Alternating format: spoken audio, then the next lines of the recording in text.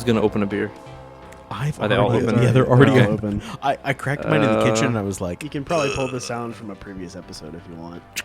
Where's Adam? We need him to do the. that was so good. It was less audible in the I know. recording. I don't. I'm sure that you tried I all did. the things. I absolutely did. Yeah. But it was still good. Yeah. I even cut the intro song short a little bit. Uh-huh. Like normally it runs for a while. Yeah. But I cut it short specifically, raised his levels and everything just to make it. It didn't. Whatever. Anyways. So, what are you drinking, Corey? Oh, good question. Because it's not whiskey for once. Yeah. I'm drinking a beer. This is the Boojum Brewing Company Oktoberfest. It's pretty tasty. Boojum. Yeah, Boojum. Cool. What's it taste like? An Oktoberfest. Excellent. Is that yeah. a type of beer? Yeah. It's an Oktoberfest Marzen is what it's called. It's a Marzen. How did I not know that it was that was its own beer? Yeah, Yeah. it's really malty and delicious. It's kind of like a brown, but Okay. It's like a spiced brown yeah, kind of. cool. Yeah. What are you drinking? I am drinking one of my absolute favorite beers of all time, which is Triple Crossing's Green Dreams, which is, I believe, a double IPA of some form. But it's it looks like it's like a milkshake. Yeah. It's so good. Soft and pillowy and delicious. Reminds me of a creamsicle almost, just Kinda. that it is thick and citrusy. Mm-hmm. It's got the nice hop bitterness to it too, so it's not just overpowering you with tart sweetness like some grapefruit IPA as well. Yeah, But it's really I love this beer and it's so super much. hazy. I love the Green Dreams. Manhandling a how Is it a much 32? is this? I don't even know. It's a crowler. It is a 32-ounce crowler of Falcon Smash, also from Triple Crossing, which they gave me for my birthday when we were there. Excellent. Yep. Really? Yep. Oh, that's cool. Yeah. I went to go grab a can of Falcon Smash before I came here, and I found that my last can of it, not a big can like that, just a normal can, had apparently developed a pinhole leak somewhere in the center. Oh, no. Right underneath the label. So it was fizzing up and out from behind the label, and there was beer all over the bottom of my beer fridge, and I was... That's so weird. Yeah, I know. It took me a minute to figure out which one was leaking because none of them were obvious, and then I squeezed it, and I was like, oh. You squeeze the cans. Squeeze the You can. squeeze your cans. I squeezed the cans, Squeeze yes. your cans. Boobs. High five. The highest of fives. The first thing that I want to do is to say Happy World Mental Health Awareness Day.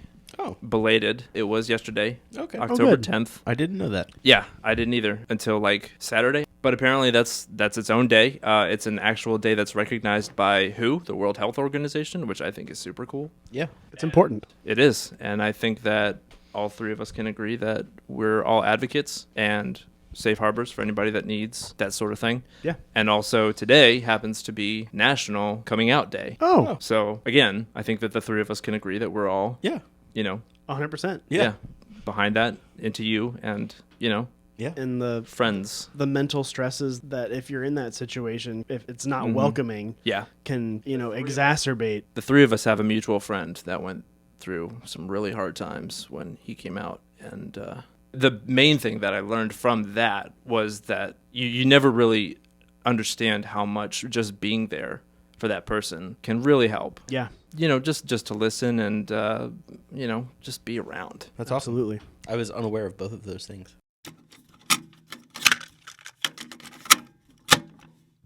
Do we have amendments? I didn't. Yes, there's one amendment. Okay. 2GR motor does in fact not run the Miller cycle. Okay. The new one? It runs the Atkinson cycle, which is similar to the Miller cycle, except it's not supercharged, basically. So All right, so refresh my memory. So basically what happens is the engine can, because it's not doesn't happen all the time, but it can hang the intake valve open for longer into the compression stroke so that it can blow some of the charge gas basically back out into the intake. In the supercharged application. Yeah, in both the Atkinson cycle in modern engines anyways does the same thing, just it's not supercharged. The purpose being what exactly? Thermodynamic efficiency in some way, shape, or form.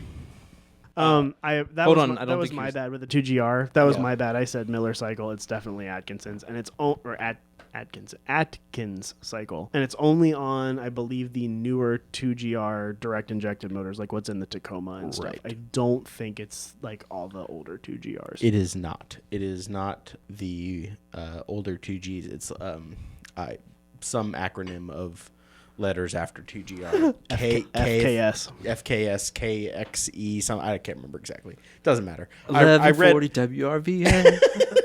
I basically read the entire Wikipedia article, but I can't remember now. And it's also in like the 7GR and the 8GR and like all these crazy modes. What are those in? I don't know, man. Okay. Probably hybrids. Go down. Most of maybe. them are in hybrids. Yeah. Okay. In fact, almost all of them, all of the Atkins cycle GR motors are in hybrids. Okay. So the difference between Miller cycle and Atkins cycle is that Miller cycle is charged. Yeah. But otherwise they work exactly the same in that the intake valves are open into the compression stroke Correct. for the purpose of cooling.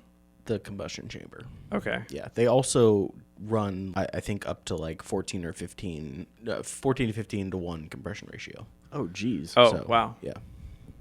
Or something like that. I can't remember all the numbers specifically. I was down the Wikipedia rabbit hole before you guys got here. So would that also not serve to like lower on like not as like a, what am I trying to say? Like a wastegate, you're lowering like a wastegate would control the PSI of the charge air. Would this not sort of lower the compression or the charge air volume or something? The wastegate doesn't control. I mean, it does, but it doesn't necessarily control the PSI. That's more the blow-off valve. The wastegate diverts exhaust around the turbine, so it's not spooling the turbo. But that's its job, right? Is to It makes the turbo maintain- not work. right. So like that's how you don't overboost. That's the wastegate's job. Mm-hmm. So yes, the drawback is that you lose power, but it is more thermodynamically efficient somehow. I think it is. I think you get a better burn of the gases.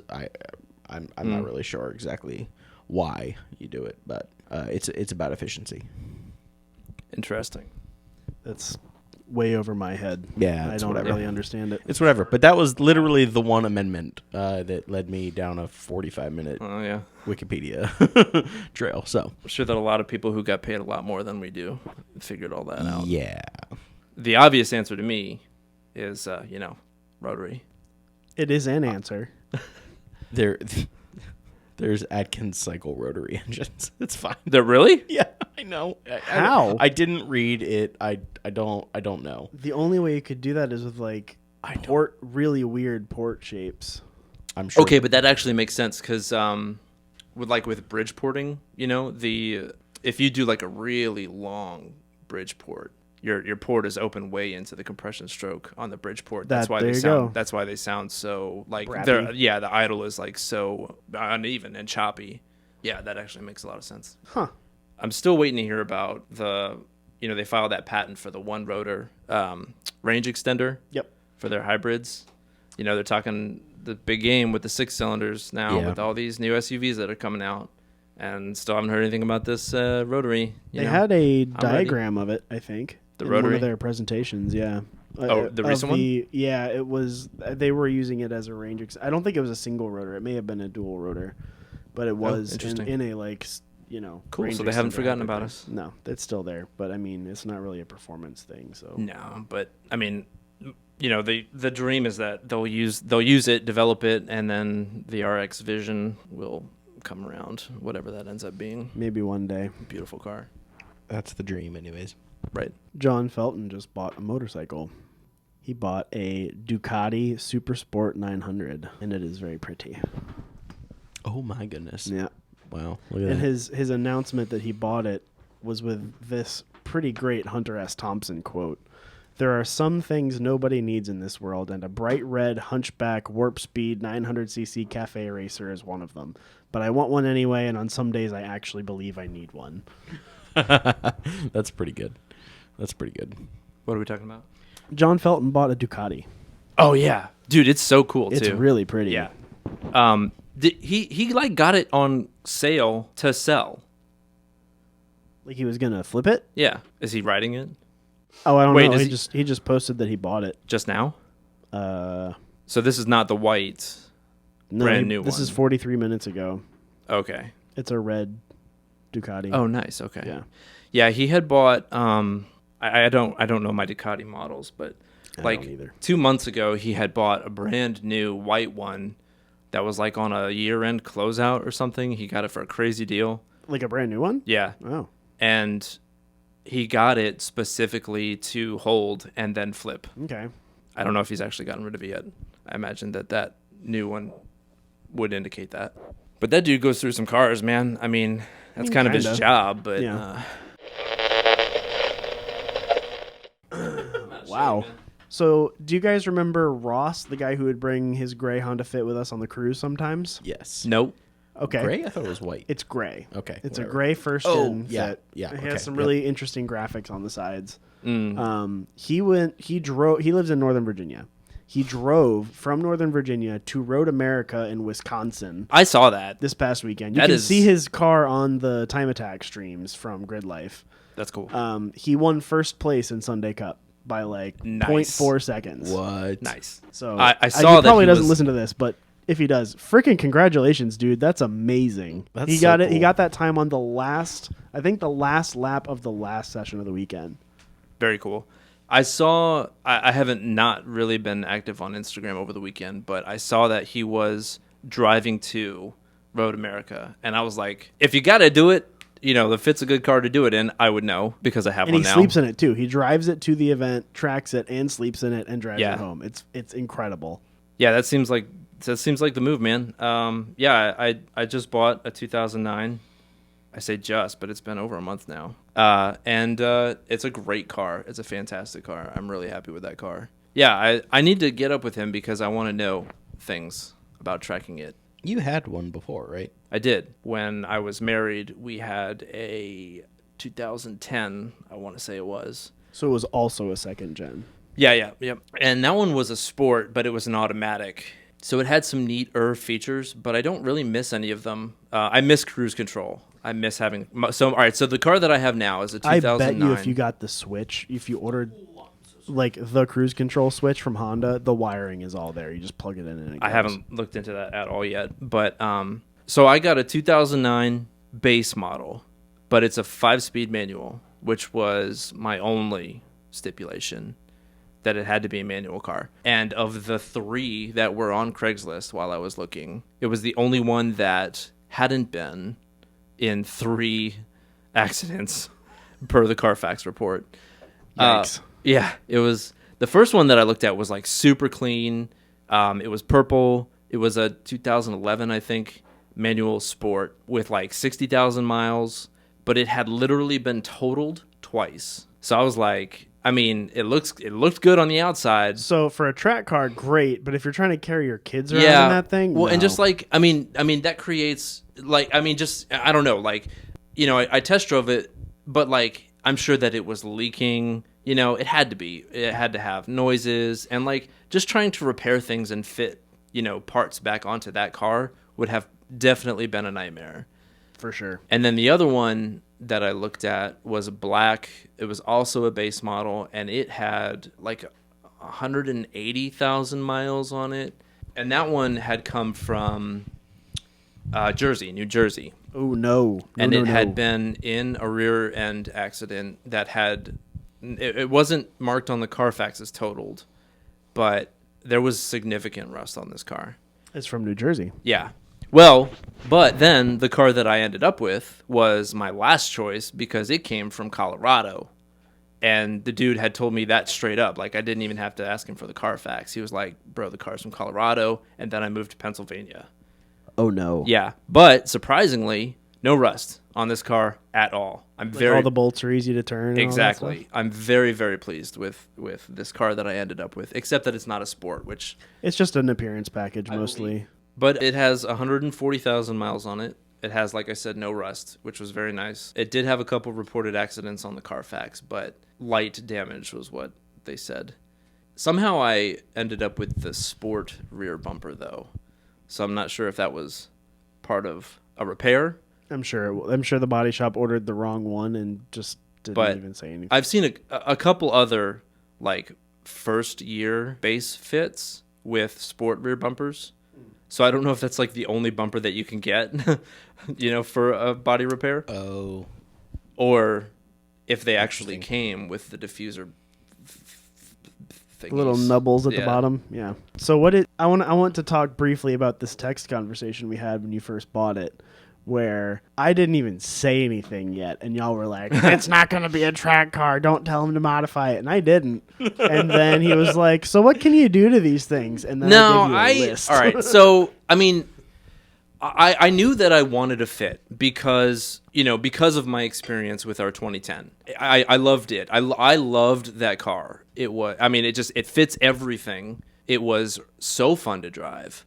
And this one is too. So I knew that when I needed a new car, when I realized that I needed like an actual grown-up car, I knew that it was going to be a fit. If you look at the Wikipedia, which I'm sure you have, if you look at the Wikipedia page for the Fit, Honda put an unbelievable amount of effort into making sure that it was an extremely unnecessarily rigid chassis.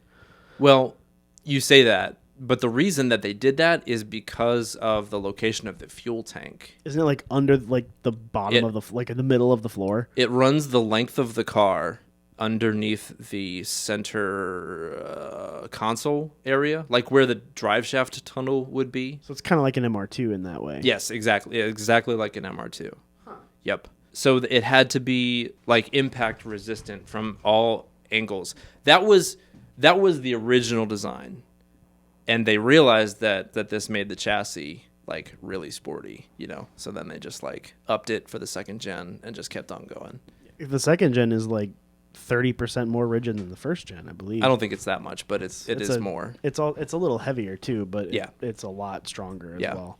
But still only like 2,300 pounds. It's not a lot. At 22 for my spec, I believe I read 2,200 pounds, that's insane. How light that is for a modern car. Oh, well, I say modern. Are you sure 15. It's 22? That seems really low. No, I'm not sure. That seems really low. If you said 24, I'd believe you. 22 is like Miata territory, and it's just not possible unless it was made out of carbon. Let me see here. Yeah, okay. Curb weight, which means what specifically? It's usually no fluids, no passengers. Okay.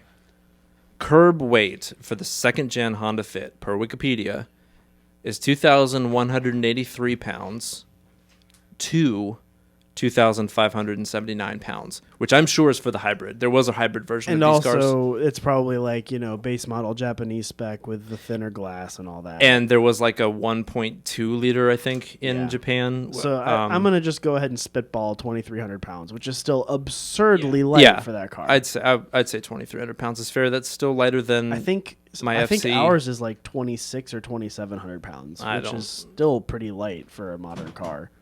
Yeah. Yeah, I mean, considering, I don't know. I've never been so spoiled in my life. I've got AC, I've got, things that work. And you've got a car that it doesn't matter how hard you drive it, it will still get 40 miles per gallon in spite of you. That's the best part to me, is that even when I'm driving like an absolute maniac, I drove Old Gun Road for like, 45 minutes to an hour the other day, and my average fuel mileage on that trip was 33 miles to the gallon. I struggle to get 26 miles to the gallon on the highway in the RAV4. Yeah.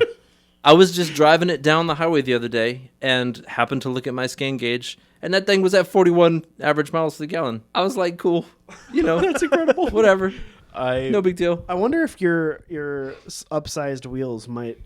They're actually lower. The overall diameter. The overall diameter is 1.6% smaller than the Steely's the Steely N tires that it had on it when I got it. So what have you done to it? Yeah. Okay. So when I got it, I was driving it for a while, and I was like, "This is cool." it could be better. Of course. And like you said, you know, I had zero intention of making it like any sort of like tracky thing. You know, I was in my mind, I was like, all right, I've got the Swift, I could turn that into a track car easily now that I have the Fit. You know, I've got the FC, which I still need to do something with. But the more that I drove, I'm daily driving this car. The more that I drove it was just like, man, I really wish I could be taking that turn faster. And oh my gosh, my sidewall rollover was atrocious. I mean, they were were like 175, 70, 14s or something like that. No, they were 15-inch, or no, yeah, they were 14-inch Steelies, but they were like Wan Lee tires. I don't know, real cheap, fuel efficient things. You long ding longs. Ling Long is an actual tire brand. I know. So was Wan Lee. No, they were Saloons. That's what they were. They were Saloons. Yeah. Tires are cheap these days, man. Tires you can are get weird, some, man. You If can get want some good tires. sketchy cheap. tires for you can spend no money on them. But God Tires bless. are so weird. When I used to work at MST, the operations manager or whatever drove a Corvette, and he had like, you know, like 265s in the rear or whatever that car had. Or That's pretty On narrow the for a C5. Corvette. Honestly. No, I think that's about right for the C5. Are we talking about a C5? Yeah, C5. Yeah. Something ridiculous like that. It was cheaper for him to buy from another guy a whole set of wheel and tires than it was just to replace the tires that he had on the thing. This is why I don't track a C4, even though I could probably afford to buy a C4. Well, I won't do it because tires and brakes are so expensive. Yeah. C4s aren't that bad because they're the same tire front and rear, I think, for like the base model, aren't they?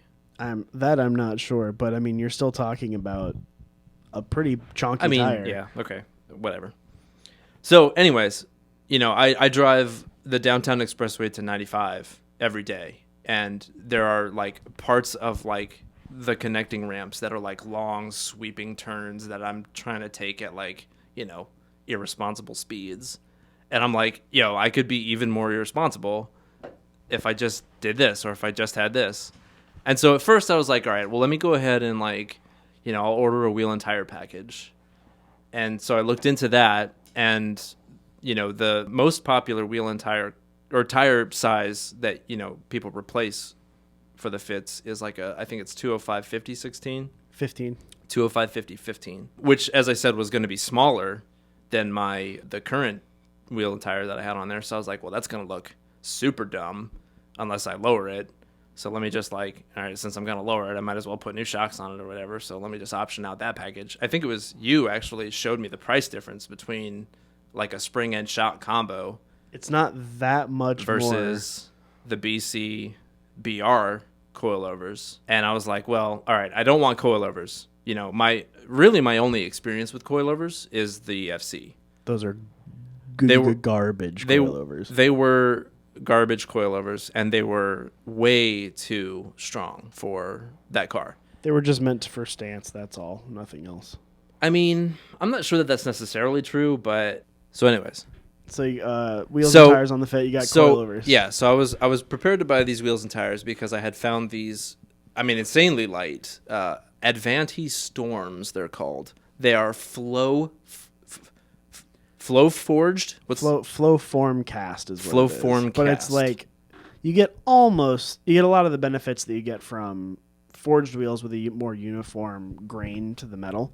But and it's also, a lot cheaper than forged wheels. And also they're light AF. Yeah. These wheels came in at just under 12 pounds each. For 15 by 7s? 15 by 7 plus 35s.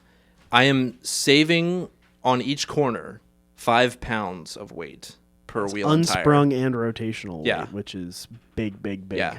And that's for the tires that I got are... Dude, I have no idea what you got. I know what you should have got. Although, did you keep your old Steelies, like your original set? I did. Okay, so you can switch to those in inclement weather. Yeah, that's... Well, I mean, the wheel and tire... The tires that I got are technically all seasons. Well, I mean, if you were to get the Falcons... Oh, yeah. Well, you can switch to the other ones. The Advantis are only like $115 each. You could buy more and throw snow tires on them. Well, I could buy 4 more and put RS 88s or RS. No, what are we getting now? What's the R888s? Not the R888s. You said there was something that's better now. What's the best tire now? the best street tire is the RT660, the Falcon RT660. RT660. Which you could also daily on if you wanted to. Okay. It's going to wear out faster. Right. Obviously. Well, that's, They're technically 200. They are 200 treadwear street tires. Yeah. Okay. So that was my fear, was that don't drive on them in the snow. That was my fear, was that daily driving, I do about like 35 or 40 miles a day. So I was afraid that I would wear through them way too fast. Honestly, you probably would. If you're Yeah. driving that much, they would wear out pretty quickly. So the tires that I got were like a 480 treadwear. They were like a all-season sport, I think is what they were advertised as. And, well, I'll talk more about those in a minute. So I did the wheels and tires for a pretty good deal. So, all right, so I bought the car using money out of my savings from the Corona. I was saving up for, to do the beam swap in the Corona. And then, I wanted to do tires, so I was like, all right, I'll do wheels too. And then I was like, well, they're going to be smaller, so I might as well do coilovers. And I was like, while you're in there, right? So I was like, well, if I'm doing the coilovers, I mean, fuck it, I'll do everything. I'll do the bracing and the sway bar, and And at that point, I was. Did you do anything to the brakes yet? I was pricing out the brakes, but everything that I was looking at for the brakes was on back order, so I wasn't going to be able to get it anyways. But yeah, it was like a compounding thing where it was like, why not? And so I've got a pretty big credit card bill now too. Oh no. This build sponsored by MasterCard. And the car drives. I mean, it's. Have you had it aligned yet? Oh yeah. It drives so good. It feels so good. I can't even explain it. It's so planted. This is the first time I've really like driven a front wheel drive car. So I was concerned about the differences, but it doesn't like, I don't know. It's just, they're very neutral. But when you like toss it into a turn and lift, it'll rotate on you. And you can just ride the throttle to pull yourself through it. It's great. So that is, that was something that I was experiencing for the first time, was this like lift off oversteer situation. And what I thought was happening was that my tires were not weren't sticking properly. Well, you want some lift off oversteer in a front wheel drive car. So I didn't know this though. So basically, all right. So this whole time up until this past weekend, I believed that my tires were unreliably sticky. I didn't trust. This weekend? I didn't trust my tires to. I had no faith in my tires because things were happening while I was driving the car that I was not used to. So then last weekend, I went to Hyperfest and I did a hyperdrive, which I still think is, they're expensive, but the value for money is pretty good. How much does hyperdrive cost at Hyperfest? It's like $60. That's not that bad. Well, it's the same either way if you buy it online or at Hyperfest. Well, because I'm at normal NASA track events, they usually also have hyperdrive options as well, where it's essentially you drive one HPDE one session, and it's usually around $50 or $60, which honestly I think is a great deal. And you get an instructor. Mm-hmm. How much time do you get on track? It's usually one session, so about 20 minutes. Okay. Yeah, I mean the hyperdrive at Hyperfest is the same way. It's I think we got 25 minutes, but they advertise between 20 and 30 minutes, and you get an instructor. And the first thing I told the instructor when he got in the car, I said, I've got all the right parts except the tires. And he said, oh, well, I looked at your tires and they seem like they should be pretty good. And I said, well, they're kind of like sporty all seasons. And he said, that really shouldn't matter. Let's go, see what happens. So I go out there and something else. Honestly, like for your first track session in the car, especially a car you're unfamiliar with, having that limit of grip being a little bit lower with the all seasons, as like say you went out there with RT660s, like you would have had to been going real fast to break traction. Yeah. I think having that limit of grip lower helps you learn faster, I think, because the car's going to handle the same way on the all seasons at the limit as it more or less will on RT660s at the limit. It's just that limit is much higher. So inevitably, I hit the track's limit before I hit any kind of limit in my car. So what ended up happening was I made sure that I was the last one in the lineup because I was also the slowest one in that hyperdrive. There were like 4 M3s. There was that SW20. You remember that SW20? The red one? Yeah, that you pointed out to me. That dude was fast as dude. Really? I mean, holy crap. In Steve's hyperdrive video, you could see him pulled off to the side like he had spun out into the dirt. Oh, really? Or something. Yeah. That's unfortunate. But there was a bunch of M3s. The next slowest car to me was a Camaro SS. I was doing point bys the whole time. However, the first 3 laps, I got good clean laps, and my instructor dude was like, "What are you doing? Go faster. What are you doing? Go faster." The whole time. No power, just floor the whole it. time. And I'm like, "Man, I'm going as fast as I feel like I'm able to." And he's like, "Nah, man, you got to be taking these turns way later, way tighter, and you're using the brakes half as much as you are right now." Yeah. And I'm like, dude, I don't have any faith in these tires. I can't do that. And he's like, "No, dude, you got all the right parts. Your tires are fine. Trust me." So then by like lap 5 or 6, like right near the end, he finally communicated to me that this oversteer situation was like normal, basically. Like that was not like it could be regulated. It's like, not undesirable. Right. And I mean, to me, it was scary because I've never experienced it before. So I don't know. I was upset that was like the last thing that happened was like finally like on the very last lap, like halfway through the last lap, I started being comfortable with that sensation. And, now I guess I have to do more track events. I don't know. Dominion on November 13th. I need brakes badly before I go out again, though. You're talking about lift-off oversteer and front-wheel drive cars. Yeah. The fit is usually the Fiat. A lot of those B-spec cars are really good at that because they have such. It's going to sound weird because they have such bad rear suspension design. Yeah. Because it's just a twist beam rear suspension. It's not it's independent. bad. It's not a good design.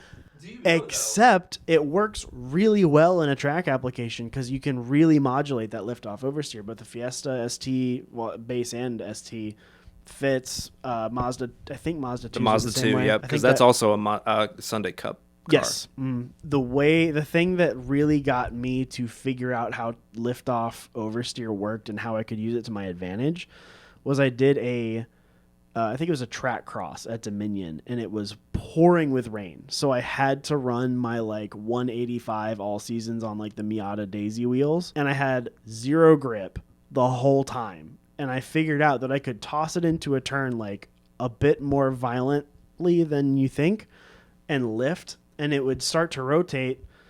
And you could just steer into the turn and literally give it just enough throttle to maintain this. It's like drifting. You're obviously not maintaining the drift with throttle like you would in a rear-wheel drive car. Yeah. But you can keep that front end balanced with what the rear's doing with the throttle because it's pulling and pushing the front end around. It's very interesting. It's a weird sensation when you first do it, but it's really cool once you figure it out. I have definitely not figured it out yet, but it seemed to be triggered by like braking. So I do not understand late braking. That's like a taboo in my mind. It doesn't make sense because trail braking. No, like late braking in an Apex. Like with the FC, it was always like you brake early and then you just gas the whole way through, basically. Because it was like anchored. The way the rear end hooked in was, you could start accelerating even before the apex. But with the Fit, like you got to hit the apex on the brakes, and that causes the rear end to come out. And if you can do that at just the right time, this is like the thing that I figured out in like the second to last turn. If you can hit that brake right at the apex and get the rear end to swing out, man, you're set. That's You like just you're be in on the throttle line. immediately. Yeah, you're in the line. You're set up for the next turn, and it just hooks. Yep. You just go. People shit on front wheel drive so much. I'm addicted. I still like rear wheel drive better, but when you properly use front wheel drive for what the things that it's good at, it is so rewarding and it's so much fun. I think this is going to be a lot more fun than driving the FC, which is something else that I need to talk about. You know, the FC had been stagnating so long. Like, I mean, I had no real plan for it when I started, like, quote unquote building it. Like 1,000 years ago. Yeah. I just like threw parts at it and took other parts out of it. And like, it got to a point where I wasn't comfortable driving it at all. Like, it wasn't good on the street. It wasn't particularly good on the track. It had no stereo in it anymore. It had no comfort, creature comforts at all. And, I really feel like this Fit is the next logical step for me in a driving application standpoint. So I sold the FC. And I think it was a good move, honestly. It's I mean, sad to see it go, but it did go to somebody that is going to love it as much as you did. I am happy with... I would have been way, way more upset about it if it hadn't gone to Nick Wagner, because I know that he appreciates that car. When David Quinn put that car up for sale 13 or 14 years ago, however long it was, I didn't even know Nick Wagner at that point, but he was living down the street from David, and he said that he was trying to buy that car then. And then the first time I had to put that car up for sale, Nick was trying to buy it from me then also, but he had like just started going to school or something. It wasn't a good time for him. But he has been after me to sell him that car, For 13 years. Yeah, basically. I know that he appreciates the car, and I'm happy that he has it. I'm not happy that it's gone. I miss it. Although, to be honest, I've seen it more since he's owned it than I have when I owned it, because it just sat at my storage unit. I think before he called me up and he said, "Hey, I've got money. I'm coming to get the car." I hadn't seen the car for like 3 months. So, much less drove it. So, yeah, he's already, he's getting the rust fixed. He's getting the steering situation fixed. It had a power steering rack in it that I had looped, and it was kind of janky. He's getting that. He's taking care of all the things that I should have and didn't, because why? I don't know. I can tell that he loves the car. I understand, and I support your decision, and I'm very happy that Nick is the one that ended up with it. Me too. But what that means is now I have even more money to throw into the Fit. So what's next for it? I don't know. Do you have any Brakes, plans? please. I think brakes. I want to do brakes. And all you really need is pads, fluid, and lines. So I've actually already done the fluid. All right. So I flushed the fluid that was in it, because I don't think it had ever been done, with some .4 fluid. What I did not realize is that apparently there are differences in .4 fluids. Like, apparently there is a high temp version of .4. Yeah. Cool. Didn't know that. Yeah. I thought .4 was like the high temp. It's like motor oil. It's like there is a minimum standard to which you can adhere to carry this label, and then there's the good shit. Cool. Get you some Motul 600, RBF 600. Yeah, I need to look into that. And then there are so many different brake options for the second gen Fit. There are like big brake upgrades that include like, factory stuff from either an Integra or an RSX, I don't remember. And then there are rear disc swaps. So I just don't know. If you ever want to try to put that in a Sunday Cup, I don't think you can run a rear disc conversion. That's something that I need to look into. I think you have to have stock-sized brakes, I'm fairly sure. So you just need better pads and fluid, basically. Yeah. Yeah, I think... but I'm already out-braking my tires.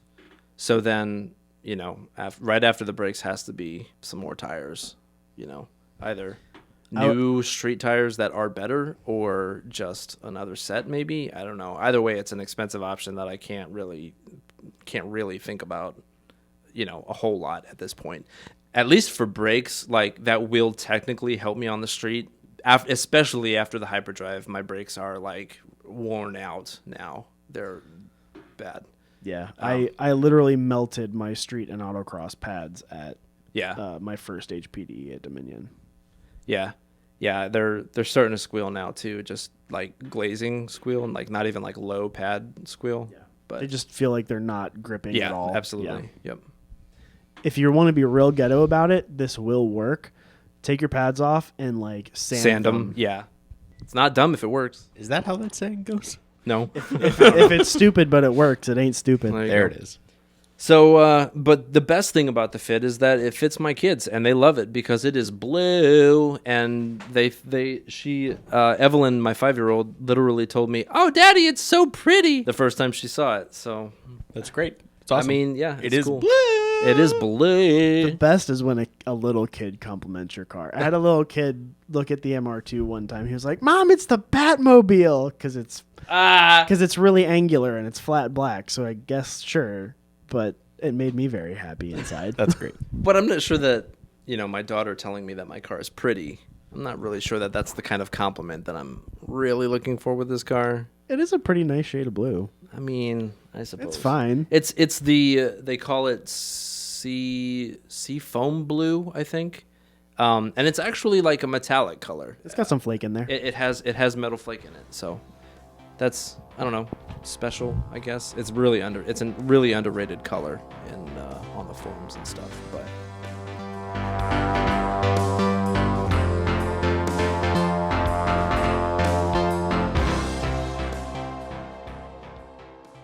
so the hyperdrive you did, yeah, that was at Hyperfest. it was at Hyperfest. And that was at Patriot Course. It was on the Patriot At course VIR. at VIR at Hyperfest, which was last weekend. It was last weekend. It was last weekend. How was that? I don't know. Why don't you tell me? It was fun. How was your Hyperfest? My Hyperfest was great, actually. I had a blast. It was good. I'm sorry. I didn't mean to interrupt you. I just want to say that I didn't do many things this Hyperfest. I intentionally didn't go to look at many things because I needed to spend the time with my friends. I just wanted to be there, basically. I enjoyed the hyperdrive that I did, but I'm not upset that I didn't have more than the one. Even though, I just said that I was upset that I just figured it out on the last turn. But anyways, the 4 days that I spent there with my buddies was exactly what I needed in that moment. And I'm very happy that I went. I was commenting, I don't remember if it was to either of you or if it was to my fiance, that we got home and I was not exhausted. Yeah. It was actually just relaxing. Because it wasn't 800 quintillion degrees. See, that's something else, though, too. That's fair. But I don't know if I enjoyed it more because of the fact that it wasn't a billion degrees or if it was just so peaceful. It was really low-key this year. I can't believe how few people there were. I feel like there were fewer people in South Paddock this year than there ever have been. And this was a pretty big attendance year. There was it? No. It was deceptive because camping was spread out over the infield. I was told that they sold almost half as many tickets this year. What? Yeah. Really? Yeah. That's shocking to me. But that makes way more sense because they had all those tiers for sale. Yeah, and the prices were absolutely ludicrous. I don't really understand all that, but they never got over the third tier. I don't think they got to the. It was by time, not by numbers. Oh well. Yeah. Who told you that thing that you just said? Jesse, my former boss. Oh yeah. Yeah. He said that apparently this year they sold something like 10,000 tickets, and last year they hit almost 20. I am kind of shocked by that. I mean, again, my perspective was slightly warped because I spent 90% of my time in the main paddock, and that was super packed. The rest of the facility was not. Yeah, there was nobody in South Paddock. There was maybe half as many people in the main camp area. The bathrooms were always clean. Yep. That never happens. You make a solid point.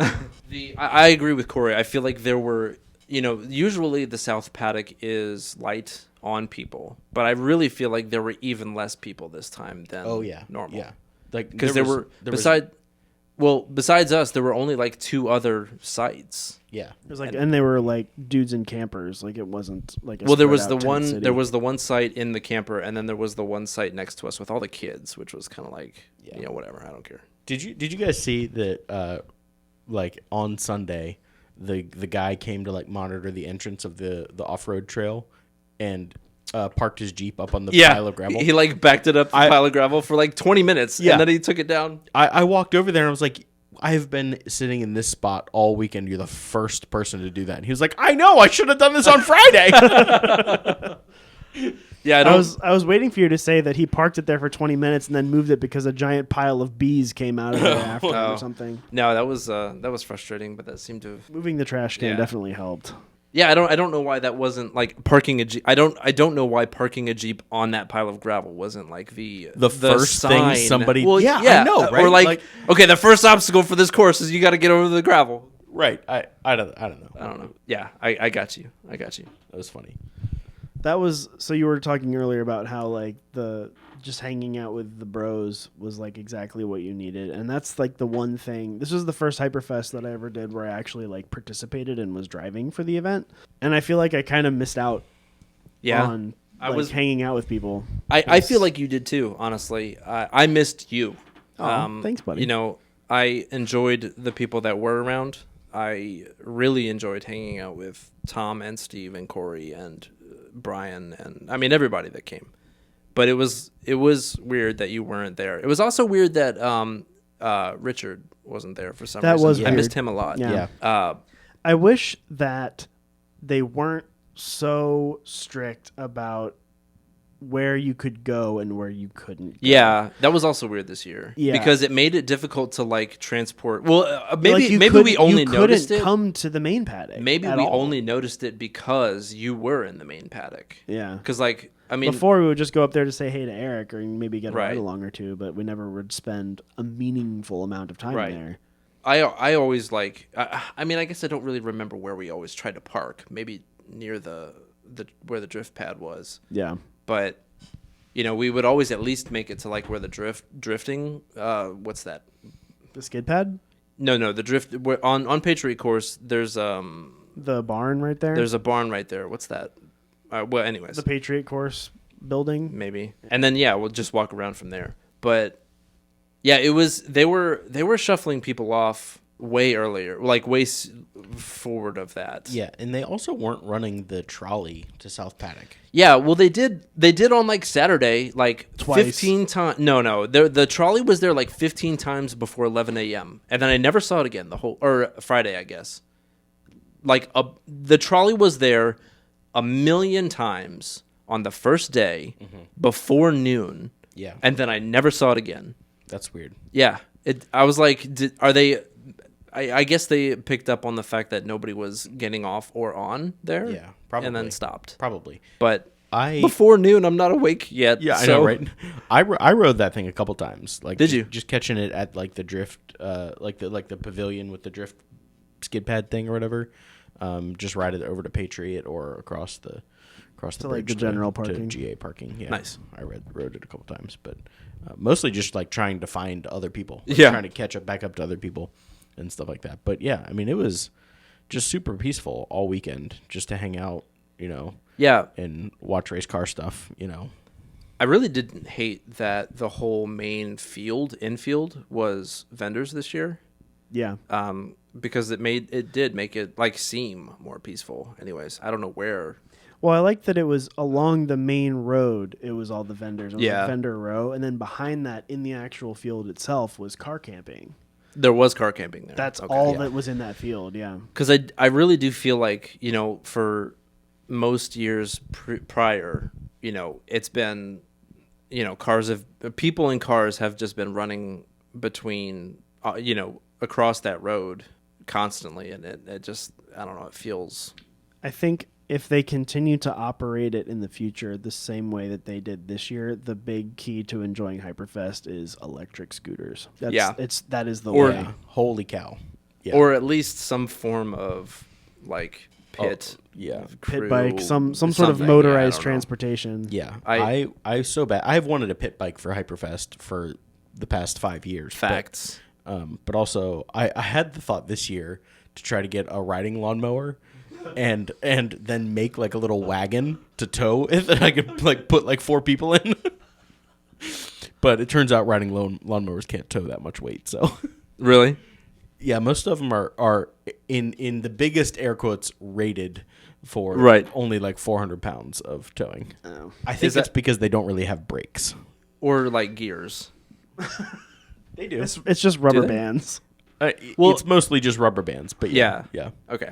They did not have lawnmower They racing did not this have year, you lawnmower guys. racing. I know. this year. We still got to do that. So we still mad. got to get Corey on a racing mower. Yeah. It has. I am convinced that it has to be the cheapest barrier to entry of wheel-to-wheel racing that like exists. It has to be. You cannot convince me that it's not. I mean, what else is there? Go-karts? That shit is wicked expensive. Yeah. I'm sure to be competitive in Monlower. Wow. It's the Le Mans rower. 24 hours.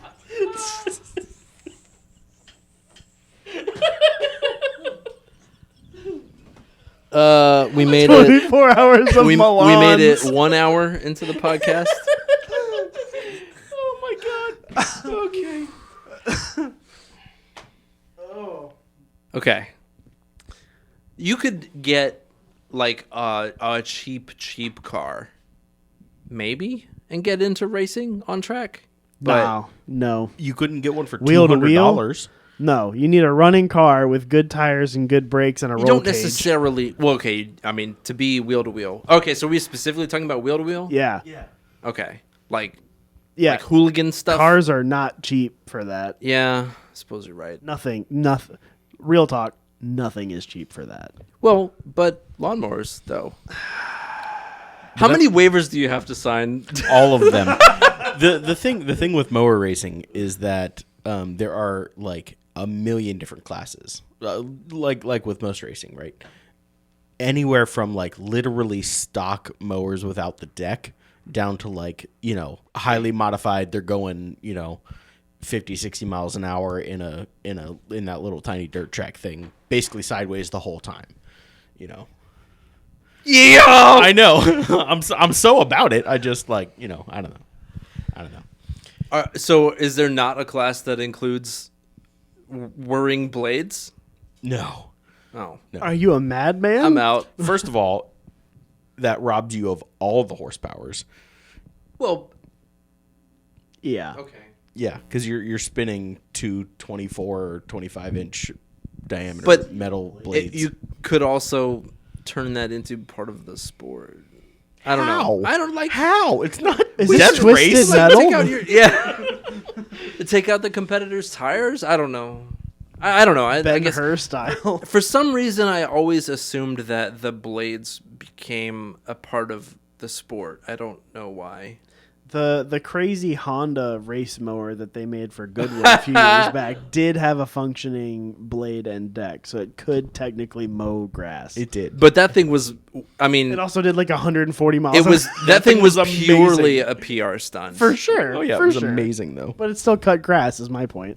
Not effectively, I'm sure. You would be able to see like the blades whirring around. It's only cutting where the blade is going forward, where it's coming back. It's not fast enough. Yeah, I think the move for pit vehicles is like. It used to be a luxury. Now it's almost a necessity. Oh yeah, it's definitely. Like you said, especially if they continue to traffic Parking Nazis. Yeah, if they continue to traffic the vehicles in the manner that they did this year, I think the move is going to be like a Facebook Marketplace moped. Maybe. Because they can be had for a couple $100 at most. The problem with that is transportation. Well, right, obviously. Yeah. The nice thing about an electric scooter, you spend $400 on it. It folds down and takes up no space. It's kind of nice. I mean, what's the top speed on those things though? It depends on the scooter, but a decent 300 watt will get you up to about 19. Yeah, which is plenty fast. basically anywhere between 15 to $120. Yeah. That's You can get ones that go faster. way but you're gonna more spend a than- lot more money. way more than I thought. Yeah. Yeah. And they have about 20 miles of range usually. If you don't drive them like absolute loons like we Or would. if you don't If you don't race them around the if you- parking lot. you literally use one to tow somebody on a manual scooter. Wait, by. what? You missed this? Yeah, obviously. Oh my I god. heard about this. So Steve Gilman, sponsor of this podcast, bought at Walmart a A $400, $400 $300 scooter. Well, let's not 300 talk about price, but he definitely bought it on impulse. yeah. No, but I mean that's a really good price point for that level of electric scooter. I think it's a solid deal. He talked himself into buying an electric scooter the first day of Hyperfest at Yeah, Walmart. yeah. That's I true. That's also bought a $40 manual normal scooter, right? Just with a big Scoot scooter. like a big wheel, and so not a little rollerblade. You have to razor like wheels. reach weirdly far down with that pumping foot to touch the ground to push it along. Yeah, but it's also comfortable for an adult to ride. True. Well, yeah, it's not. It doesn't have like rollerblade wheels on it, Right. so it's like usable. $20 on Craigslist. I'm my saying, guy. Yeah. So anyways, so I got the brilliant idea because on the mechanism that locks the folding on Steve's electric scooter, right? So the column folds down and the column locks to the rear like fairing, Fender basically. thing. okay, Is like looks like a mounting hook for like a strap, right? So I clipped a carabiner onto it. oh no, with about a 6 foot length of rope, oh no, and then I had another carabiner clipped to like a little like climbing strap that I held in my hands while holding also my scooter handlebars. And if we gave it a good pump, like we had to like coordinate our pump, we gave it a good pump, he could tow me. Yeah, but he could just watch that battery gauge go. Beep. Basically, yeah. So Oh my God. on the like, so he bought it. We rode it around. We did the racing or whatever. Everybody took their turns and stuff like that. Because of when you have two people that are there that both have electric scooters, Literally the naturally first thing we have you to do do. is race them around the parking where lot. was I for all of this? I I have don't no know. idea. But What? Steve and John did Well, full oh. NASCAR laps around the. So South my paddock. hyperdrive was Saturday morning. This This happened was on Friday. Saturday. Friday. Friday. Yeah. I must have been Friday sleeping. afternoon. Friday afternoon? Yeah, probably, yeah. Because by the time we went to Walmart and came back, Yeah, it would have been late Friday afternoon. it was after everybody else got there. Okay. I don't know. I don't know, Did bro. you was Friday the day you just like went and passed out? No, that was after my hyperdrive on Saturday. Oh, okay. Yeah, that's why I was asking. But I don't know. I don't know where you were. I don't know either. It was Anyway, Anyways. Steve and John did like full on NASCAR around the South Paddock parking lot, and it was Cool. glorious. Awesome. Like did laps and stuff like that. Sweet. So Who won? John John. did by a little bit. His Yeah. is a bit more beefy. Okay. it was also interesting because one of them is front wheel drive and one of them is rear wheel drive. And you can feel the Really? difference. Yeah. I rode both of them and you can tell. It's really weird. Steve's is rear wheel drive. I John's was is not front-wheel expecting it to be as noticeable as it was. But even just like doing circles and stuff like that on the ground, you could tell. You look like you're struggling. No, I mean, I just have questions because I physically don't understand, I guess, how you would even have a front wheel drive. Because the motor is contained inside the hub of the wheel, so it doesn't Right. matter. But how would you how does the battery connect to it? Because The batteries are either in the deck that you stand on and or in the column of the handlebars. so you'd have to have a clock spring arrangement in the shaft. I think it's limited. I don't think it twists a full Okay, so it 360. doesn't. It's not like a regular scooter where you can just spin the handlebars. No, I like- don't think so. It might not even go past 90. Ah, Yeah. It might go that's- almost all the way there. that's half of the difference between the two right there. I mean, if you're trying to do like racing shit, I don't know. Well, I guess you're not doing I don't 90-degree think either angle turns. I at- don't think either one would speed. let you because they both have controls on the handlebars. So Okay, I don't think so. they It's go- not like a it- motorcycle twist. It's like a thumb push, like on a jet ski. If you've ever ridden a jet ski. I have ridden a jet ski where the accelerator was a motorcycle twist. Oh, It's the same principle, only it's actuated by your thumb. You push a little lever with your thumb. Okay.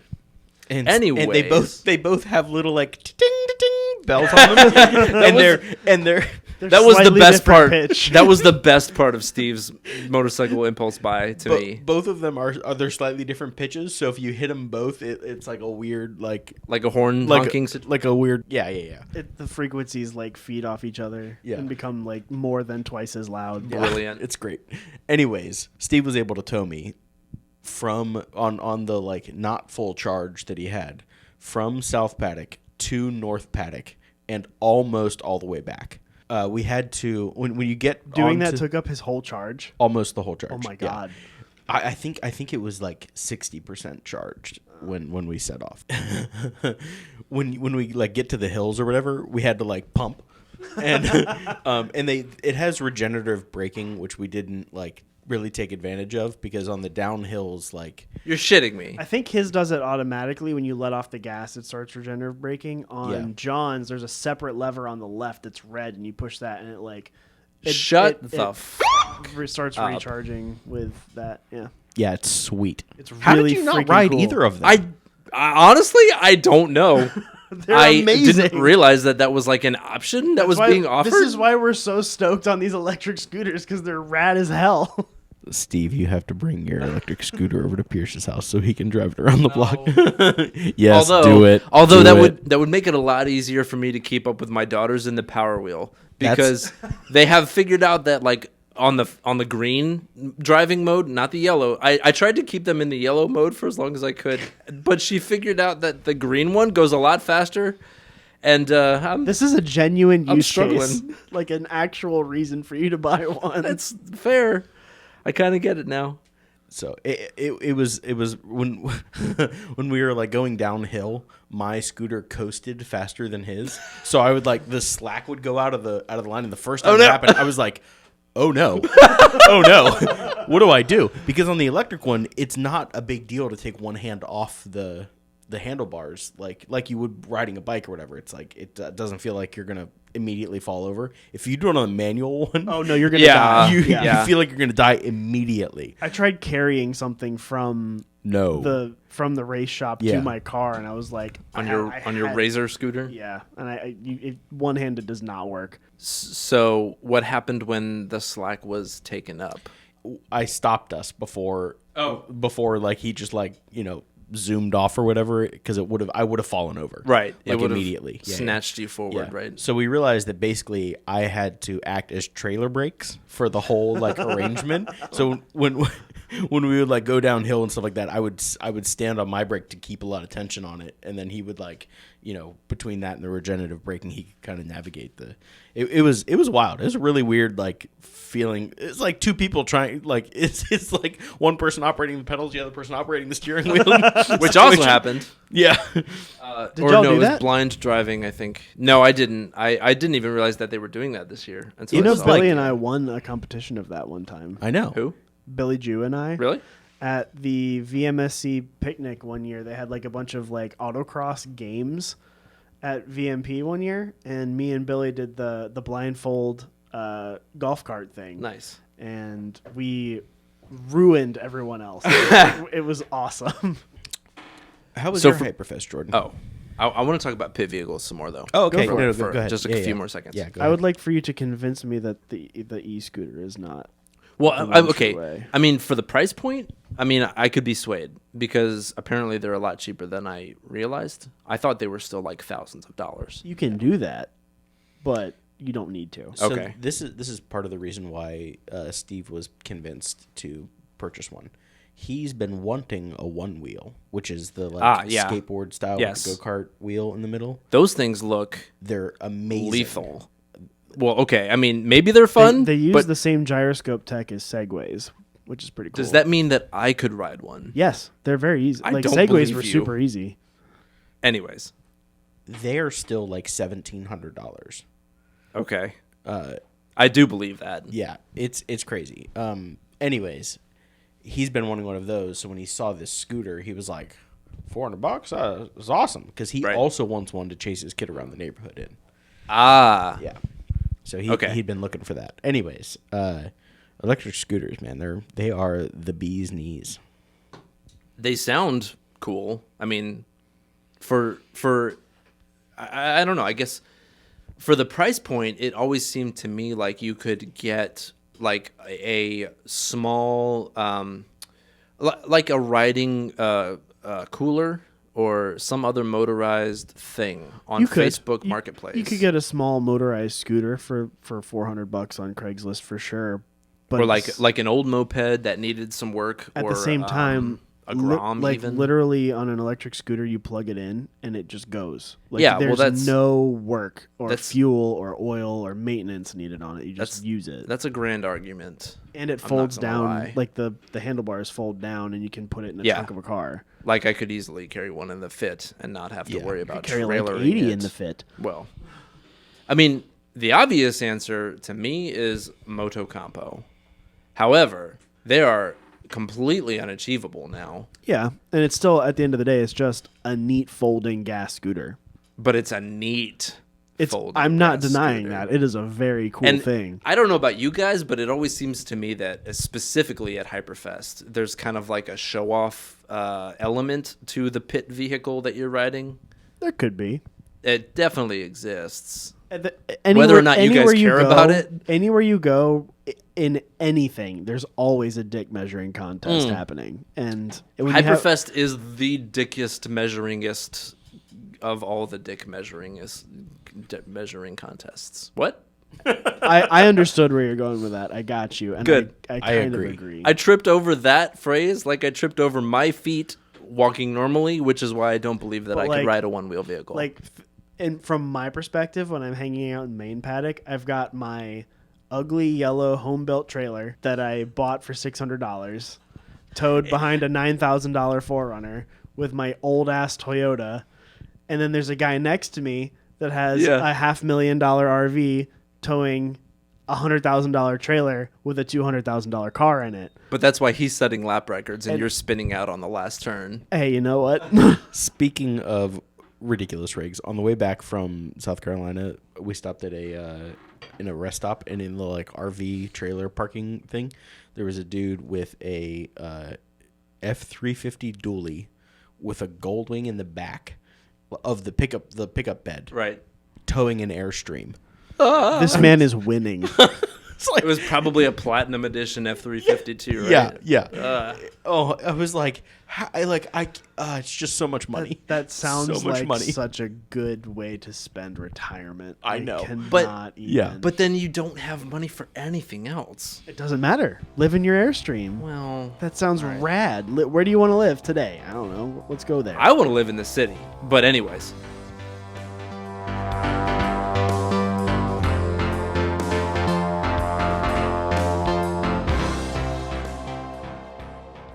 Speaking of spinning out on the last turn, how was your Hyperfest experience, Jordan? I have a list.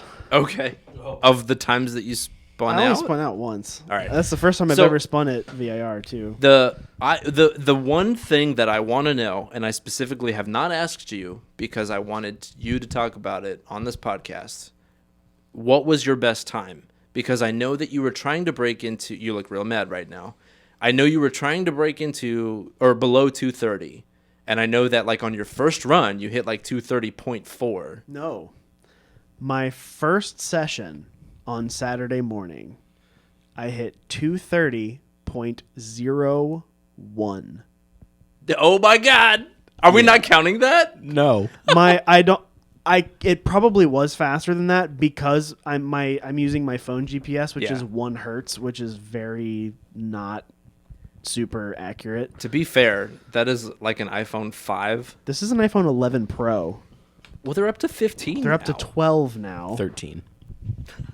It's 12. 13. Did they already come out with a 13? Yes. Something just came out. I saw it on TikTok. Like literally 3 weeks ago. So this was the best phone you could get last year. Okay. That makes sense, actually. But still, they still only operate at 1 hertz. Like most phone GPSs operate at 1 hertz. You can get the app that I use, the HP Tuners Track Addict app. You can get a Bluetooth GPS antenna that'll run up to 10 hertz, and I've been looking into that. And there's a guy that makes a really cool 3D printed mount that goes in between a RAM mount and a RAM mount base. It's like a little sandwich plate, and then holds the GPS antenna. Oh, that's cool. So that's really cool. I might look into that. But So what does that communicate with, the hertz thing you're talking about? Is there are things on the track, right? That No, this is all GPS based. If I wanted to run like local lap times with the hardware that's at the track, I would need a transponder. Okay. And that usually has you buy it, and then there's a subscription fee for it also, and you have to know which kind of transponder service the track you're going to uses. Most of them are fairly standardized in this region. I was talking to Nathan Quigley about this, which is a name you might recognize from Yes, I do. Slideways. He does time trials in his Miata now. Oh, interesting. Yeah, so he was actually parked right next to me in paddock. Oh, really? Yep. Is he the guy that set the record? No. Okay. That guy was okay. So that was on my list. We'll talk about that in a second. All right. But yeah, that's so. So I'm using, all right. So to interject though, and I never beat that time the entire rest of the weekend. well, okay, we'll get there. I mean, I literally only know about things from like Mighty Car Mods. They have some GPS thing that shows them like periodically throughout the track whether they are going faster or slower, through that section. With this thing that you're talking about, the 10 hertz thing, that wouldn't. It would. What it would do is the data that my phone is getting based on GPS stuff, so it's my speed, where I am physically on track, and then it can also the app also uses like your accelerometer, so it knows when you're braking and stuff like that. And if I had an OBD2 car, I could go even further and have like throttle maps and brake pedal pressure and stuff. But basically, it would just make all of my data much cleaner and more reliable and more reflective of what's actually happening, rather than taking a snapshot every second. It would be taking 10 snapshots every second, so I could know, hey, at the apex of this turn, I'm doing this speed, rather than somewhere in this 1 second window, I'm doing something resembling this speed. Yeah. But it wouldn't necessarily tell you if you were a half a second faster through the climbing S's. It could. I mean, because you'd have to analyze it. It would be more accurate. It wouldn't just show you that. Yeah. And the cool thing about it is in this app, at the end of your session, you can go back and look at it. It doesn't just tell you lap times. It has a track map with what looks like a heat map. It goes from like red to green, and tells you like what your fastest speed during this section was, and your slowest. Like, is it knows where the corners are, so it tells you like, hey, in this corner, your lowest speed that you came down to was this. Okay, I've seen Yoshi post. Mm-hmm. He uses those the same style track heat maps from Drift Nirvana, I think, wherever he's doing things. He was in a real bad crash like a couple weeks ago. Did you see that video? I mean, like no, I didn't see the video, but it always seems like he's doing some crash repair. He was in a real bad one. I think like ended the car bad one. I just don't believe that. I'm sorry. That E46 has been through at least 3 rebuilds. Yeah. Anyways, but yeah, so that's in the cards in the future if I want to really be able to analyze some of this stuff, because I'm kind of limited without access to OBD2 data. Nice. That was good. But yeah, so I went out Saturday morning and I set that time, and you can see it in the video. I'm watching my phone, like giving me the estimated lap time as I'm coming up to the start finish. And I'm like, come on. And then it goes 2:30:01, and I'm like, in the video. So that was Saturday morning. That was your first session. Mm-hmm. And then for the rest of the weekend, I was chasing that. You did not improve on that time. No. I got close. So what's the point? I know, right? I should be a time attack driver. Go out for 3 laps. I'm good. Well, just show up, set your time, and quit. That's obviously the best that you're gonna do because it's really fun. Also, I mean, so this was my 9th or 10th HPDE event that I've done. I took the test on Sunday to go to HPDE 3, and I got 100% on the written test, which I was pretty happy with. So I will be doing, at the next event at Dominion in November, I'm going into advanced run group, which is cool. I'm sorry. I just opened a Old Busthead Sonic Charm double IPA. And it tastes like gasoline. This is rough. Really? Juicy, easy drinking double IPA, generously dry hopped with Citra and Hallertau Blanc hops. Maybe that's what you don't like. A fruity pineapple and citrus flavor. It's so strong. It's so sharp. Do you want a glass? Do you want to pour it? Maybe that would be better. Maybe let it breathe a little bit. All right. Yeah, let's try that. So you were talking about chasing that time. You said on Saturday morning. But even so, I really wanted to break 2:30. I didn't. What was what in your mind? So did you go into Hyperfest thinking that 2:30 was the time to beat? Yes. What set that idea in your head? My pastimes. Okay, at VIR. Mm-hmm. Okay.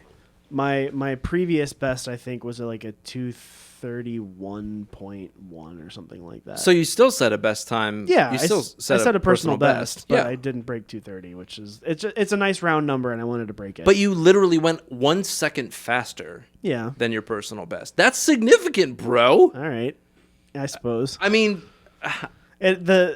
you should have led with. I feel like that's a big deal. Yeah. I mean, yeah, it is, but at the same time, in my head, like shaving about a second off of a 2.5 minute lap isn't a huge change. I mean, it's enough for a 100 horsepower 30-year-old car. 105 horsepower. Oh, sorry. Although after the money shift on Saturday, it might not be quite as high anymore. Oh no. Tell us about that. So I don't remember which session it was, like maybe 2 or 3 on Saturday. I was going to also, I got a lot more point buys in this event than I'm used to. Like I was faster than a lot of people. I was crossing the bridge at one point and I watched a 350Z point you by. And I was like, that's my man, that's my boy. That dude was not driving fast. Oh, well, okay, still, though. But I was trying to pass like some newer, like after E46, I don't know the numbers anymore. Yeah. Newer than E46 M3, who was driving very slow. He pointed me by on the main straight. So coming out of Hogpen, I'm going to the inside. He points me by. I go to the inside, all the way up 7,000 plus RPM in third. Go to shift to fourth. Go to second. Watch the tachometer go to the top of the gauge as high as it'll go for like a quarter of a second. Like what? It's on at least 9,000 RPM for a brief period of time, and didn't blow up. Yikes. Didn't blow up. That's a big, great. That's a big yike. I was watching that oil pressure gauge like a hawk after that. Yeah. But it was fine. Wouldn't the normal after effect be to overheat? Because if it overwinds that much, wouldn't the pistons be slapping the cylinder head? You would be worried about the bottom end. I think can take those RPMs. It's more like the valve springs aren't that you'll get valve float, so you'll get piston to valve contact. I got you. Or you'll blow up your oil pump. Your oil pump just will say no more. Overruns. Or your timing belt will skip a tooth. Yeah, that makes sense. None of that happened. The oil pump and the timing belt are about a year old, so I think that probably saved me. Cool. But it runs fine. That's good. Yep. And I was able to finish the whole weekend. Although on Sunday, I have no idea how long the car has been like this. It is entirely possible the car's been like this for a year and I've just not known.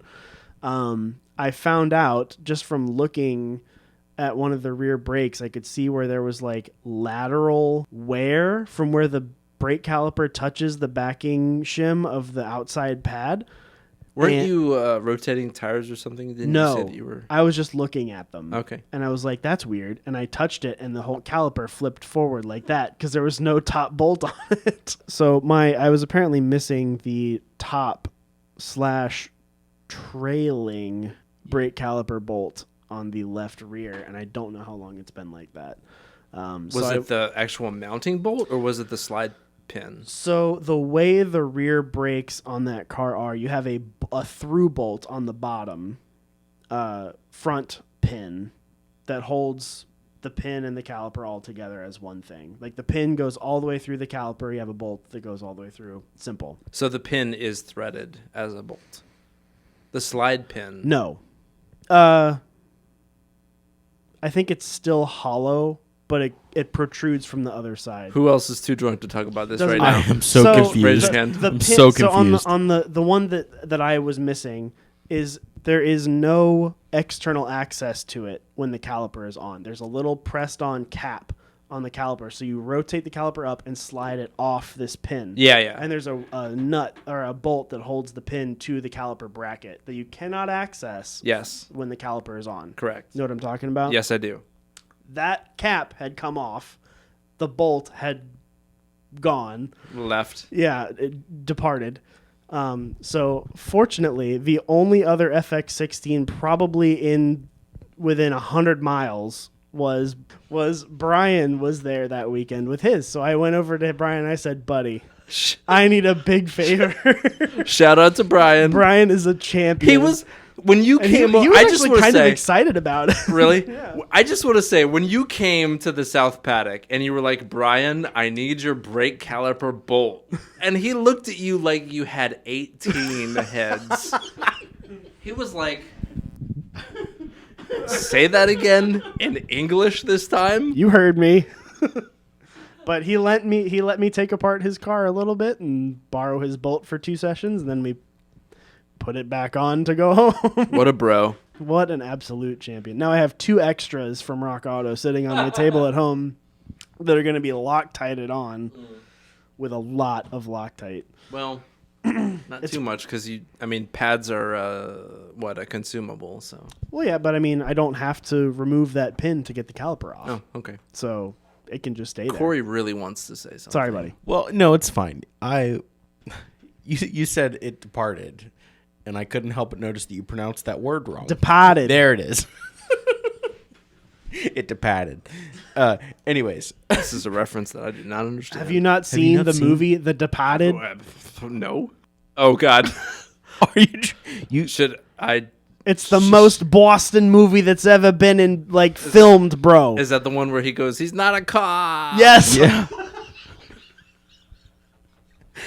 No, but I saw that in How I Met Your Mother. I was not expecting that. Oh, all right. It's on Netflix. Is it? Because I need. highly recommend it. I have. It's Martin Scorsese at his best.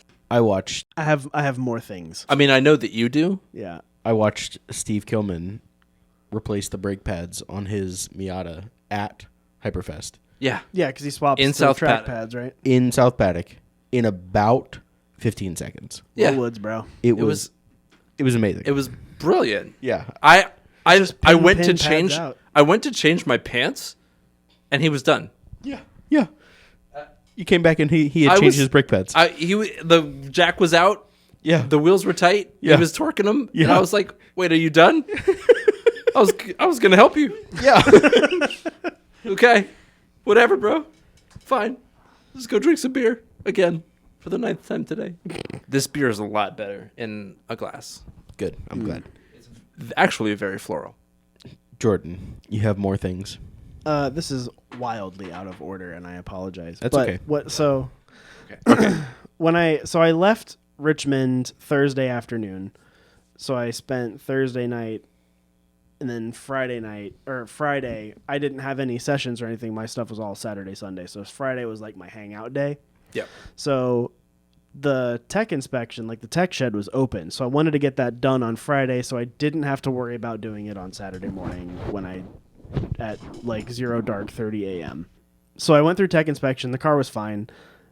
The helmet that I have been using for the last 3 years with NASA, that they have looked at every event At VIR, even. at VIR twice this year, once last year at Summit Point. Like they've seen this helmet many times and it's been fine.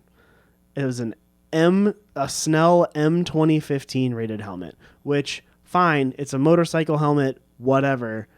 In the rules of the event, when you get the email, it said it was fine. For whatever reason, at Hyperfest, they were like, you can't use that helmet. And I was extraordinarily pissed, and I was trying to find the wording in the email while he was there, and I couldn't find it. But I will say that I was at the commissary when that happened, and I noticed that you were taking a really long time to get through tech, and you were on your phone, and you were not particularly polite with the guy. I was at first, and I became less so. Because I was like, Yeah. bro, I don't want to spend another $300 goddamn dollars today, which I ended up doing. So, but I really like this new helmet, I had kind of planned on getting one for next season anyway, because the one I had was starting to get like the interior was kind of starting to fall apart. Like, Well, isn't what is a motorcycle helmet? What's the date good for? Isn't it only 5 years anyways? well, technically with NASA, I believe up through this year you can use Snell 2010. So it wasn't the year that was the problem. It's the fact that it was a motorcycle helmet, not a SA rated helmet. Okay. Which, yes, the SA is better for this application. A lot of clubs require SA helmets. But up to this point, it has not been a problem. And the fact that they made it a problem on this event really pissed me off a lot. Yeah, I felt that. So- Literally because I was standing next to you and then Yeah. also went into the shop with you. Fortunately, they had one of their more base model helmets in a size that fit pretty decently. I really probably should have gotten a medium, but the large is fine. But I did find out, so they charged $300 for the helmet, which wasn't terrible. You can get them for $250 on Jegs, which is annoying. But then the dude was like, yo, these Hans things that you got going on. That was the nice like 1-2 gut punch. Yeah. Where I was like, okay, I'm gonna spend $300 on this helmet. You watched me. We were I like did. digging through. We were like, Yep. we cannot find one in large. Oh, we found the one. The large. Which, in hindsight, they probably had a bunch in the back. But I grabbed that, and then I went up front, and they're like, "Do you want Hans post?" And I was like, Well, originally you said, no, I'm going to transfer my own or something. Yeah, I was but then just you gonna- needed a wrench or something? I don't no, remember what happened. Apparently the design of the post changed or something, and I had to use new ones. I don't know, but even though the ones I had were actual like Hans brand from OG Racing that I bought like 2 years ago, so how different could they be? Well, he looked at them and immediately he was like, bro, you're using those? They're like actual Hans, they're name brand ones from OG Racing. Like, calm down, bro. And I just kind of looked at him from the other side of the counter and was like, yeah, Jordan, what the fuck are you doing? The new ones, the way that it must be the placement on the helmet or something, but like the way I think they're farther back on the helmet, and now every time I turn my head, the actual bracket on the end of the tether like hits the Hans, so it's really freaking annoying. But yeah. Race car problems. Yeah. So that was fun. That was a great start to my Saturday and probably gave me like the extra like adrenaline boost to go fast and turn for a session or something. I don't know. The other thing I had here, I had a couple other things actually. First one was the fact that this was my first tow with the airlift rear airbags and the Bilstein shocks on the 4Runner. Yeah. And that combination is freaking dope, and it makes towing so much better. The airbags are the best thing in the world, and I can't recommend them highly enough. The Bilsteins are kind of whatever, but the airbags are where it's at. Highly, highly recommend. For sure. Yeah. I wanted to mention earlier that when I asked you where your trailer was and you pointed it out to me, it was like, not only was it yellow, but it was like 4 or 5 inches taller than the rest of all of the other trailers too. Yeah, it's pretty high. It's high enough where the deck of the trailer relative to the top of the fender of the wheels is such that I can open my door over the wheels, which is nice. I don't have to worry about hitting anything with that. I mean, I guess that's nice, but doesn't that... I mean, I guess I feel... The car's not that low, so I mean, Yeah. it's not hard to load it. I do have to take the splitter. I take the splitter off to load it. I can load it with the splitter if I don't mind smushing it up a little bit. I feel like that also probably means that you need to air up a lot more to receive it. Like for my Suburban, I have to use like a 3-inch drop ball to meet most trailers. Oh no. I if anything, I need to use a taller one. Yeah, exactly. That's what he's saying. That's what I'm saying. Your trailer is taller than most other trailers. Okay, yes, I got you. So get like the one that kind of comes down and then flip the ball on it and run it upside down. Correct. Is that not what you do? But I feel all right. So no, what I have the tri-ball one right now. So it's just like a straight. It's a straight piece of square tubing with 3 balls on it. But even that though makes it. You just grew a third ball. Ferd 15,000. Cool trailer things. So that was good. Also, 9 Lives Racing Miata was there, and they set the all-time VIR Miata lap record. Yeah, with a borked ass front splitter. That front splitter was hanging on by a So thread. he went out on your session, I believe, right? He was in your No, Okay, he was all right. in the Ultimate Track Car Challenge. Well, we were standing next to the entrance of the track where they stage and then they enter the track. We were there. I was taking pictures and videos, and the minute he left the like staging area, I knew that something was wrong with his front splitter. It was scraping just like going down the hill to get on track. And then as he came around the last turn to get on the front straight, it was like flapping, chewing the ground. It was like bouncing off the ground, and the whole front of the car was like juddering. Yeah. As though he was having like a misfire issue. I almost, walked by their paddock shortly after that because I think So that's when we were out like in the middle of that field watching. All 3 of us were together there, and he was like mashing it with his foot, and the whole front end, like the core support and everything was moving with this splitter. The splitter was held on by these extremely long, extremely thin, like steel threaded rods, and the little U-bolts that were going around them with the bolt at the top, the nut at the top to hold it up, had like failed, and the whole thing had like pulled down, and that's why it was doing that. Well, Corey and I had a moment where we looked at each other as he was like stepping on the splitter, trying to figure out where it was moving, and he and I recognized that the entire front end of this car was loose. Yeah.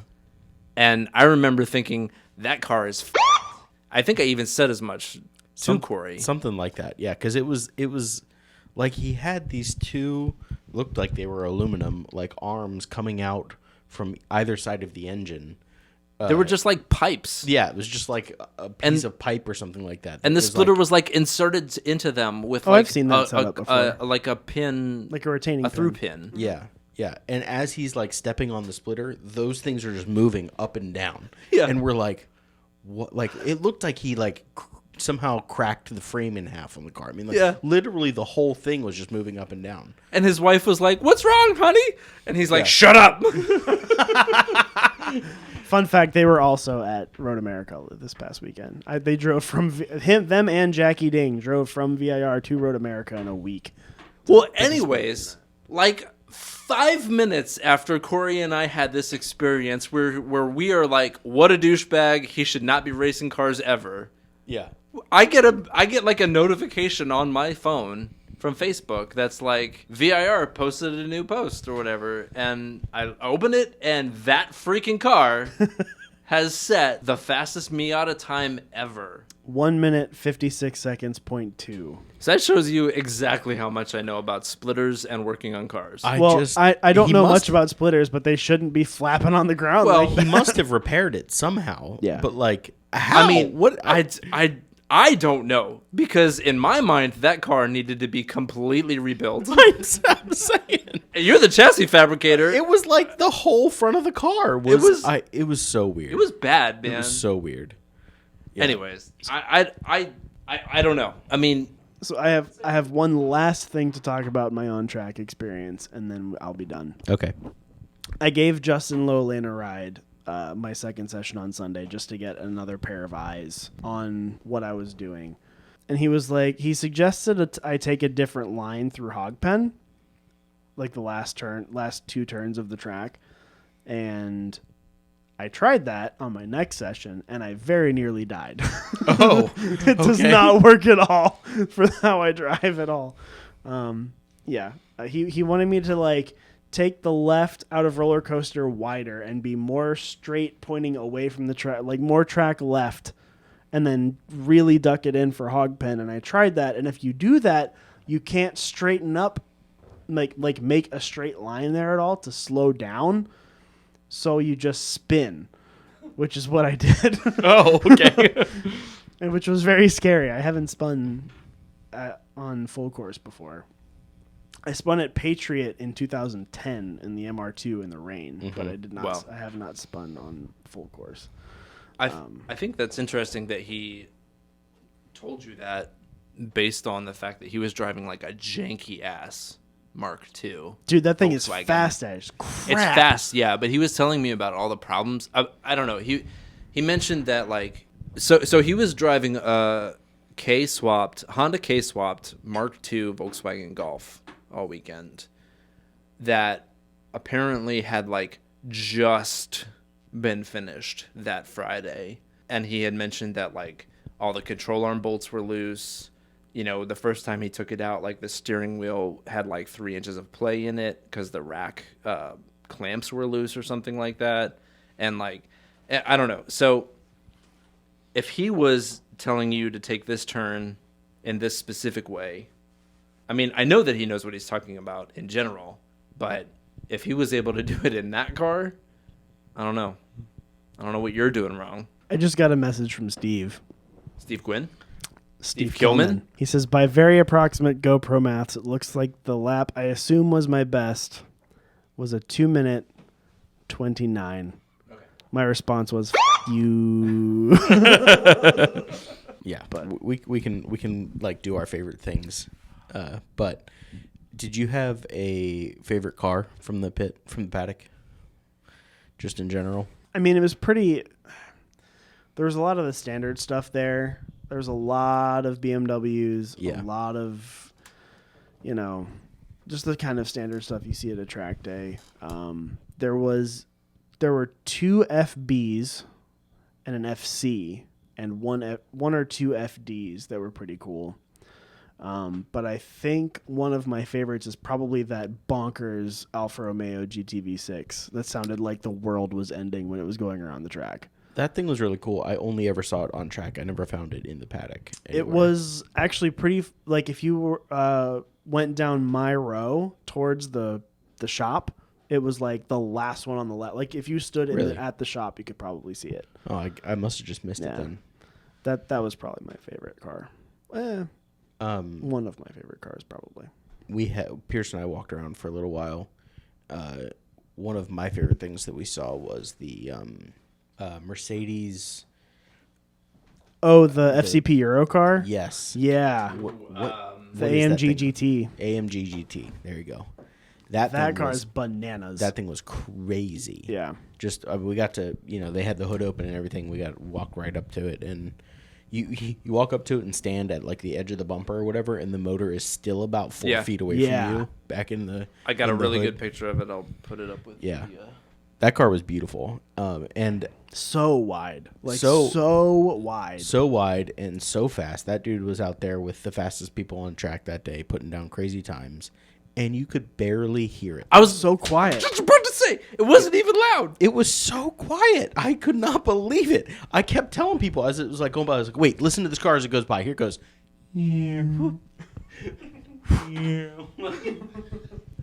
Like, is it electric? Like It was. I mean, another car that stood out to me was I had never gotten to see Jackie Ding's Supra up close, and I'm not the biggest fan of the Mark V Supra because it's not a Toyota at all. But that's a cool car. That Time Attack red Supra is a pretty cool build, and he's like the test bed for all of AMS's parts. So like the AMS Alpha Kit was modeled off of stuff that they built for his car. It's pretty cool stuff. We're talking about our favorite car at Hyperfest. Yeah, Yeah, what was your favorite favorite car. My favorite car at Hyperfest was the Drift Dakota. Oh, that thing was dope. That thing was sweet. Yeah. It was like, aside from the like negative 18 degrees of camber on the front wheels, Yeah. completely indiscernible from a regular Dodge Dakota, like mid 80s. Really? It had a camper shell. Oh, on oh. the Well, yeah, it had like a camper mean, shell. It's amazing. You mean in its appearance? Right, Yeah. yeah. But it apparently, well, all right. So like looking at it through the camper shell, was completely tube frame in the back. Oh, was it? Oh yeah. So I didn't get to actually look at it, but when I went for a shower one night, that dude came over in his car and like parked it right next to the shower, and I was gonna go look at it, but while I was waiting in line for the shower, some dude came out of the bathroom and saw it and like made a beeline for the guy and just came over and started talking to him. Like Yeah. 11 o'clock at night or whatever. Dude's just trying to take a shower. And Yeah. this guy's like Well, when Like- you drive that, that's gonna okay, happen. So, okay. like, I mean, but that dude was making waves all weekend, and Was that a grassroots car or was that a shop built car? I have no clue. Apparently, he had an LS6 turbo engine in it. Hold on, LS6. I mean- Yeah. So like standard Corvette C5, C6. Standard Corvette C6 is an It was LS3. LS3, wasn't it? What's the LS6? LS6, I think, was that the C5 Z06 motor? Was that not the LS7? The LS7 is the C6 Z06 motor. That's the Okay. 427. I think you're right, Jordan. The 7-liter. Anyways, it just looked so boring and normal, and watching it drive was so glorious It was amazing. and fulfilling. Yeah, So- Turbo LS Dakota. Yeah. So as this guy is talking to the driver of this truck, I can hear basically the entire conversation, and they're just talking about whatever, and why he has it and blah blah whatever. Right after that, like that guy walks away, and somebody else immediately walked over to him and engaged him in the exact same conversation. He probably again. had his. It's like Mass Effect. He just had his dialogue wheel up. And all weekend. I was like, I'm not gonna do it. I'm not even gonna go look at it. I'm not even gonna go take a picture of it. I'm gonna leave this dude alone. And then like right after that, the dude like pops the hood and like gets a flashlight and he's like digging around in there, and I was like, hey man,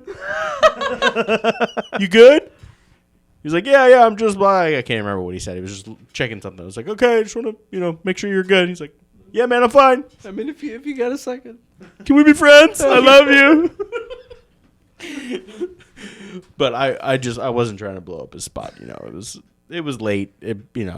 He was tired, obviously. Good but- on you for your respective restraint. But speaking of late, man, the night driving, the whole night aspect to everything that they did this year, That was the last thing on my list. man, wow. Watching those cars with all their neons going That really up like fulfilled a well in my soul that I didn't know that I had.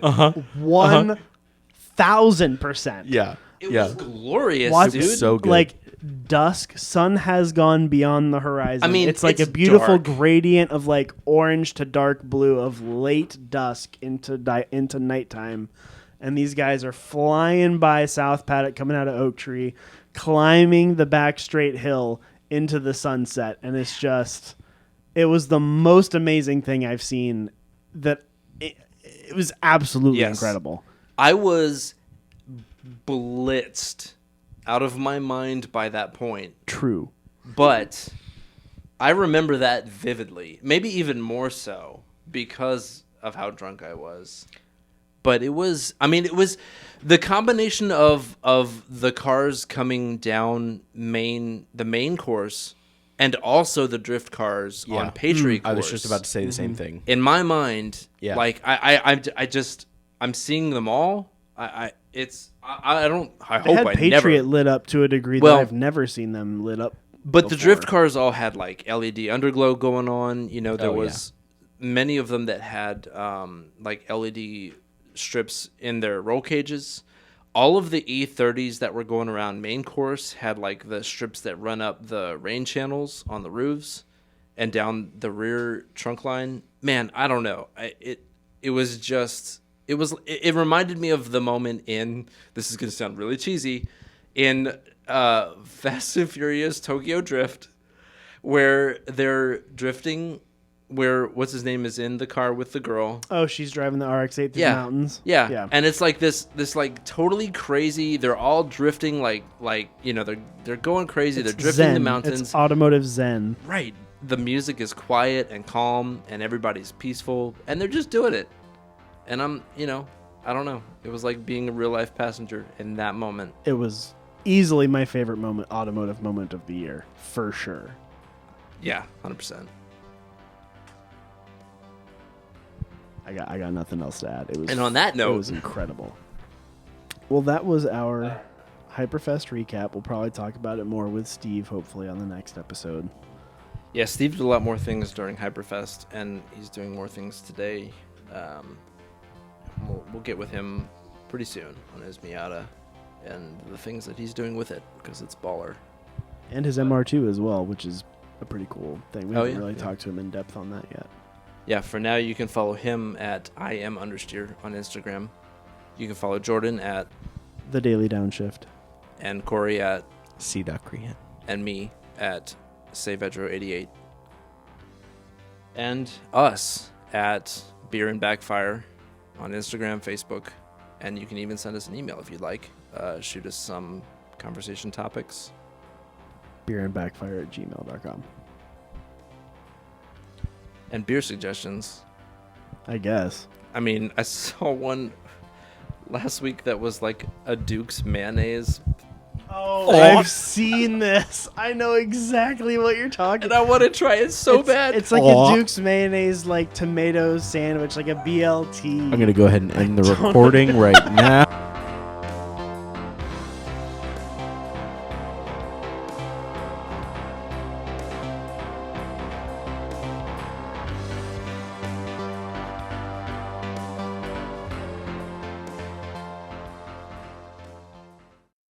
He said free candy. Free candy.